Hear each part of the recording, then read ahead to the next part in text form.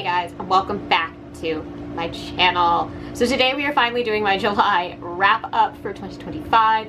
Please ignore my hair. It's like in the process of being put into like an intricate messy bun. I just learned this like new bun trick on Pinterest and I'm really excited to try it. So it is like halfway there, but I wanted to film this video in between and talk about all of my books for July because we've got a spectrum of books this month.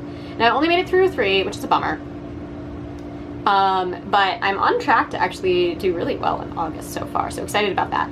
But I have some bummer reads and I have a great read and we're gonna dive in and talk about them. And even though they were only 3, I'm really happy with what I read this month, just because of the range and the introduction to different authors and a lot of thoughts that I have on it. So let's just jump right in and talk through this. So I do have reviews of these books up on my channel, so each book will have its own review this month.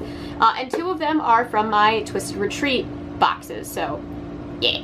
And first is probably a book that a lot of people have been hearing about, and that is At Dark I Become Loathsome by Eric LaRocca. Now Eric LaRocca, if you were unfamiliar, you're kind of shot to like TikTok, book talk fame with Things Have Gotten Worse Since We Last Spoke, having been basically marketed as this like super disgusting, over-the-top extreme horror novella. I read it a couple months ago. I finally decided I had the stomach for it after reading a short story by Eric LaRocca that I actually kind of liked. He's definitely an author that I didn't think I would enjoy reading based on the kind of gross out factor in his style of writing, but I read Things Have Gotten Worse. I have a whole video deep dive on that book. But what it did convince me is that while I don't necessarily know if I like the content of LaRocca's books, I do like his writing style. In fact, I like his writing style quite a lot, and I like his dependency on the corruption of the internet as like a major underlying theme, and the manipulation of being able to hide behind a screen that people can use to create the sense and idea of horror. Another thing that Eric LaRocca does that I think is really interesting is he loves writing stories within stories. So everything that I've read from him kind of has a pretty long central story hidden within it that becomes kind of like a catalyst of themes for the overarching story. I wouldn't consider it a frame story because it's just kind of like a strange aside monologue, usually by like one character that kind of sets the stage for everything that's going to happen. And At Dark I Become Loathsome definitely has that as well. So I'm going to read the back of the book for y'all. Oh, but first let's look at this cover. Again, this is a Twisted Retreat limited edition version, so my book copy is very stunning. I really do quite like this cover very much.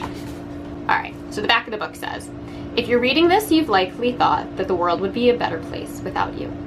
A single line of text glowing in the darkness of the internet, written by Ashley Lutton, who has often thought the same, and worse, in the years since his wife died and his young son disappeared. But the peace of the grave is not for him. It's for those he can help.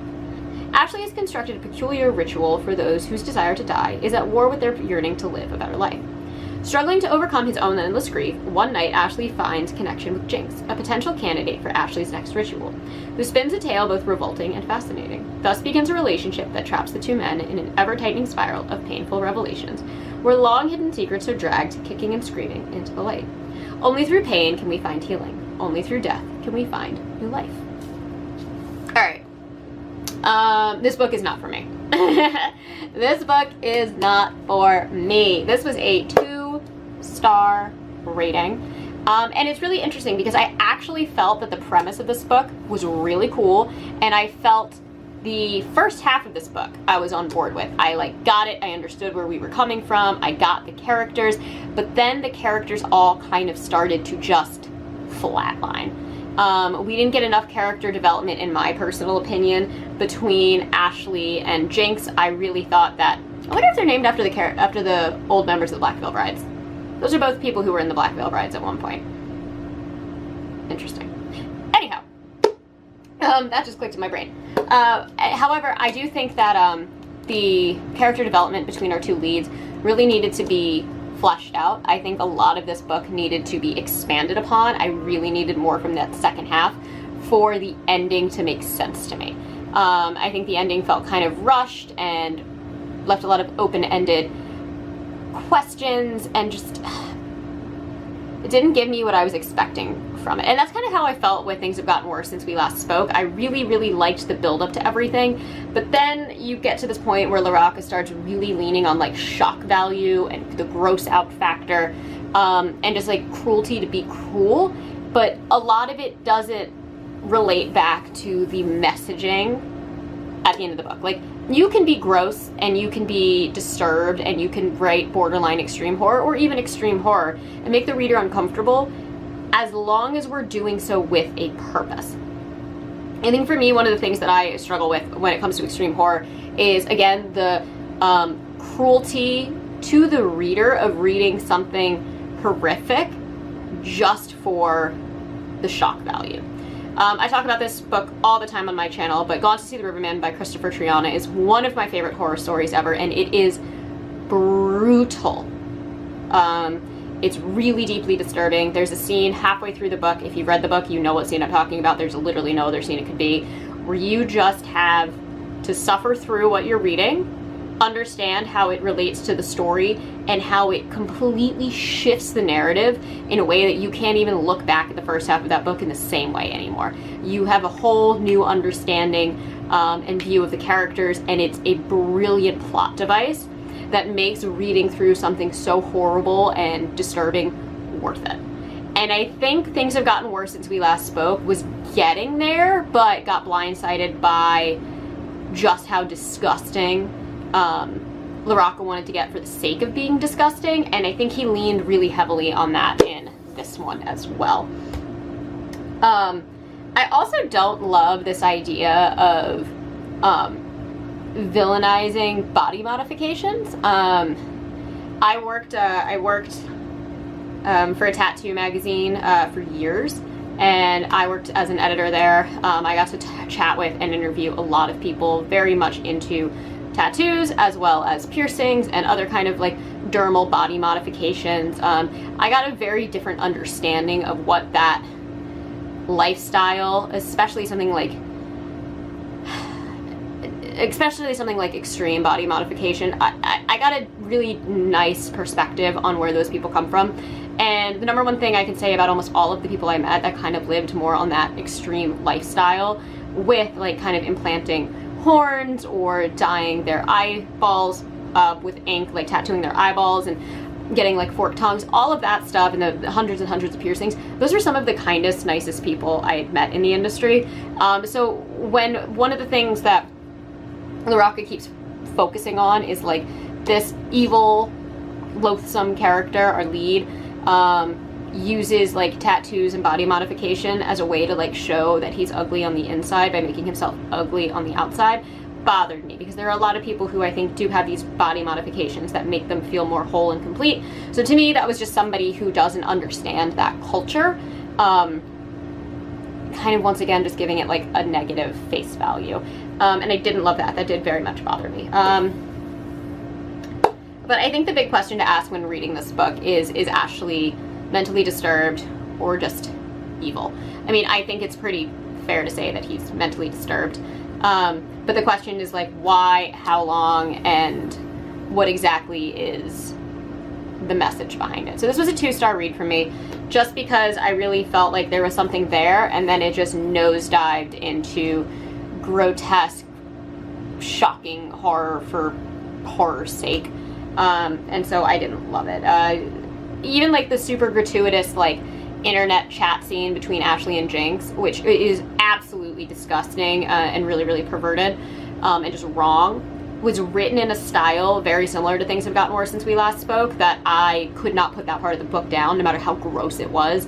And so I have all these really high hopes for LaRocca, because I see these glimmers of things that I'm like, oh my god, like you just pulled like a Chuck Palahniuk, where I was so engrossed and so grossed out by what I was reading, but I didn't want to put it down because I wanted to see where it was going, even though it's not really ever going to happen in reality. I mean, this could happen a little bit more realistically than what happens in Haunted by Chuck Palahniuk, but I have hope for LaRocca. So I do think I will continue to read his newer releases, but right now he's one of those authors where I really don't know what my opinion is of him. I think that I don't currently like his stuff, but I really enjoy how he writes a story. I really like his prose, so I definitely want to keep reading from LaRocca, I think, even though that was a 2-star read for me. All right, next up. We have Sanctuary by Valentina Cano Repetto. This is another stunning edition from Twisted Retreat. This really beautiful, really quite remarkably stunning book, I'm not gonna lie. The title of Sanctuary, I don't understand. It doesn't really make sense to me in context of the book, but I'm gonna read the back. Grief leaves a stain. Sibylla Finoglio wants nothing more than to live with her husband in this run-down, derelict watermill. Uninhabited since the Renaissance after a mysterious disaster befell the previous owners, the mill requires extensive repairs. But there is something sinister about the mill. Repairs are violently undone, half-seen figures begin stalking Sibylla through the grounds, and haunting echoes of the previous owner's lies infiltrate the present. As the disturbances grow more vicious and her husband more secretive, she realizes that she and her child are in danger. Okay. I really wanted to love this book. This is a 2-star read for me. It's a 2-star read for me. And before I dive into that, I do want to once again address a comment that was made on one of my videos recently, saying like a lot of the Twisted Retreat books have been 1 to 3 stars and they don't understand why I like keep ordering them. I disagree with that. I've had some really good reads from Twisted Retreat. A lot that have actually made it into my top 10 books of the year over year. And while I did not like this, this has a very high rating on Goodreads. So people that aren't me definitely really enjoyed this. And I think Eric LaRocca, him being like a 2-star read, it's Eric LaRocca. He's a polarizing author. But like, I'm really happy that they're starting to work with more and more big names. I would love to see like a Grady Hendrix release or a Paul Tremblay release, some Ronald Malfi, Anya Allborn. I would love to see them really start branching out into like the heavy hitters of indie horror, and I think they're getting there. But this one didn't work for me either, unfortunately. It was a 2-star read. Real slow burn, kind of boring at times, very minimal character growth, and just filled with such unlikable, pretentious, egotistical characters. And I think the biggest problem with this book for me was the constant shifting in perspective. Now, I love a shift in perspective. I'm reading The Unseen by Anya Allborn right now. There's 5 main perspectives in that book, and you can feel and read every single perspective in that character's voice. What Repetto did with this is all of the prose, regardless of perspective, is pretty much written in the same voice and tone, even though it's from 2 characters who are vastly different. And the only time you really ever understand that they're different characters is when they are speaking dialogue. And so that was really hard for me to get behind. I also don't like reading books with completely unlikable characters. That's not to say I don't like books that aren't all good people. I don't really care when I'm reading a novel if I'm reading about good people or bad people. I just need to have a reason to root for them, right? There's this concept of the anti-hero. That's why everybody loves Tony Soprano. He is a bad guy. And yet, you want to read about him because he gets so humanized and he has these likable qualities and these relatable qualities. And you can see that again in Breaking Bad with Heisenberg or Walter White. And so I think it's interesting for somebody like me who loves an anti-hero as a lead, which in a sense is kind of what you get here, especially for the first half of this book. Again, first half very much stronger than the second half. With this one, it was not only a lot of unlikable characters, but the climax of the story, like of the end, is also the beginning. And the opening chapter gave way too much away, so that I knew what was coming by the time that I got to the end. And I think there could have been some editing to kind of reformulate that opening scene. And then on top of that, because you know the ending from the very beginning, you aren't reading towards anything. It's just kind of a story of awful things happening to awful people in 2 different time periods, and just kind of being like, oh, that's sad, that's tragic, that sucks, but like, what can you do? Because you just can't connect with any of them. You have a very egotistical, strong-headed, like literally blinded by ego, blinded by pride, lead woman in the Renaissance, and then you have this kind of pushover, hysterical, cliche,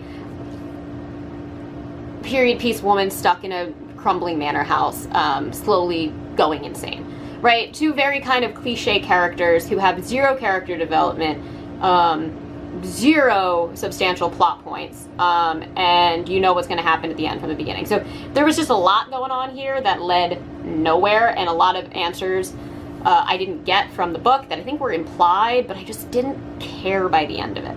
And there just seemed to be no point or message. The whole point of this was like a beautiful setting. The setting is phenomenal, and I know that Repetto was inspired to write this book because she lives in a setting similar. The setting was 10 out of 10. I loved the setting. I loved the atmosphere of the book.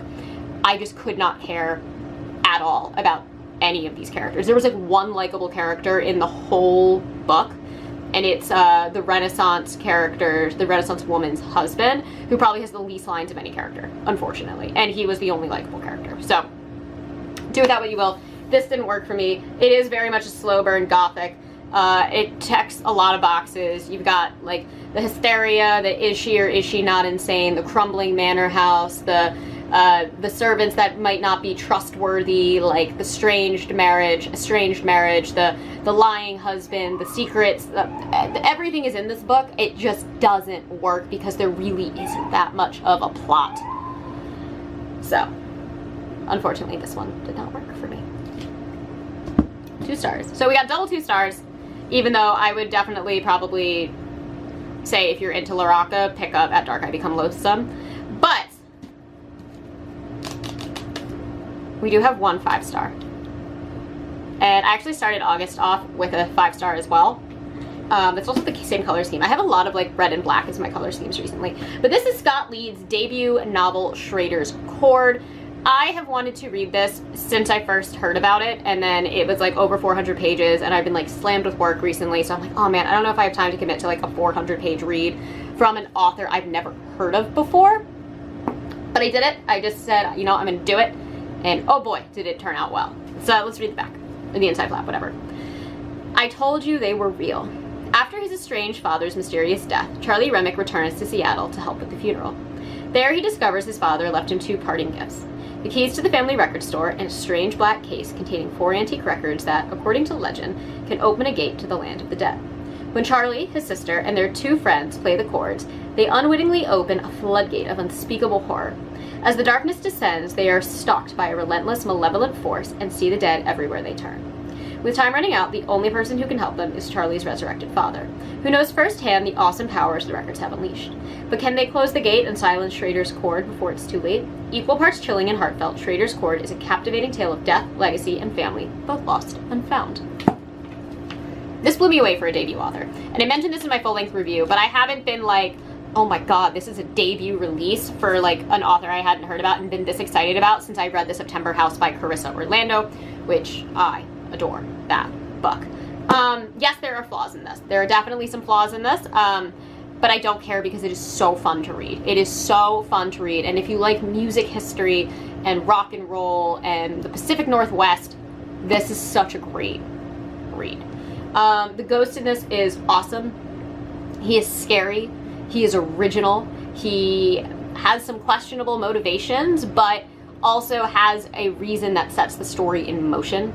We have a lot of morally great characters. We have a lot of character, I don't want to say growth, but character revelations, because it really only takes place over like a week or 2, this whole story, but you get so much from these like really, really rich characters that I was just so on board with it. And at the end of the day, this is all about kind of the stereotypes of a father and son relationship, and then comparing it to that same father's relationship with various daughters. And I thought that was a really cool and interesting angle to take with this novel, because it creates a lot of ideas and theses about like the family dynamic and like the father-son relationship that really doesn't get talked about too much in literature, and it does such a great job of kind of this idea of men don't talk about their feelings, or men get themselves like kind of closed off and they run away from problems. Like, it talks a lot about those type of men, and I'm not saying that all men do that, but I am saying that sometimes that does happen. And I think this does a really, really good job of taking like the hardcore like rock and roll dudes, and then being like, but they have emotions too and need to work through them to kind of overcome how it's affected them later in life. And that is really the overall narrative of the story, while also being a love letter to the physical record, meaning like a vinyl or a CD, and kind of an open critique on modern music today and its lack of love for rock bands, while again writing a really vicious, cool, original ghost story. If you like Paranorman, like the stop motion kids film, which I love, this has some similar concepts in it, and I think it does a really, really good job. And there's this scene in a cemetery, and I know I spoke about this at length in my in-depth review. There's a scene in a cemetery that is beautiful and dark and whimsical, and it just has this like ethereal eeriness to it that I absolutely adored. So I can't wait to read more from Scott Leeds, because I was really, really, really impressed with this. And again, if you're a fan of Heart-Shaped Box by Joe Hill, you will more than likely adore this book the way that I did. Again, it has flaws, it's not perfect, but when looking at it as a debut release, it gets 5 stars, because it's so hard to find a debut release that I think impresses me the way that this one did, where I'm just like, I do not believe that this is a debut. I really don't, because it's that well paced, the characters feel that rich, the dialogue is there, the story is there, and again, small flaws, but nothing that I didn't have a problem like overlooking. So 5 stars. Anyway, those are my 3 books for the month of July. We have some great red and black color scheme going on here. I love that. But yeah, August is looking to be a little bit more faster paced than July was, so hopefully I'm currently on track, I think, to read 6 books this month, which, fingers crossed, I really hope I can get there. But we shall see. And I just read another 5-star read. I'm currently reading the Anya Alborn new release, which I'm really liking so far. I'm about halfway done. And I've only been reading for 2 days, so that usually says something. But very, very excited to chat about all of these in the very near future. Anyways, as always, I try to post 2, sometimes 3 times a week. And if you enjoy these videos, please hit the like and subscribe buttons down below, and I will catch you on the next one. Mwah.